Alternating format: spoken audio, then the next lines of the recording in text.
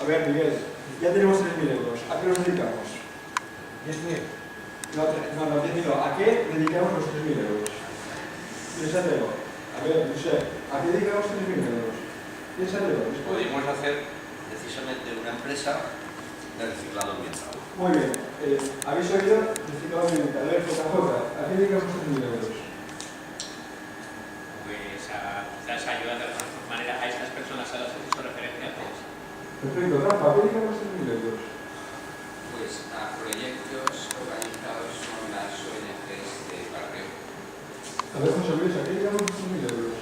Pues Mariña, pues algún proyecto que pueda beneficiar a algún ingeniero del barrio. ¿Cuál? Podría ser un proyecto comercial que estuviera en la línea de lo que se está hablando. A ver, José María, ¿a qué dedicamos 3.000 euros? Entonces, realmente ese concepto, no lo estoy echando a ver, José María, por favor, ¿a qué dedicamos 3.000 euros? Yo estaría un poco también con lo de JJ, ¿no? Bien, si os fijáis, esto es una democracia participativa, es democracia directa y además nos enseña a lo que es un presupuesto participativo. Muchos ayuntamientos en España tienen presupuestos participativos, pero la gente no sabe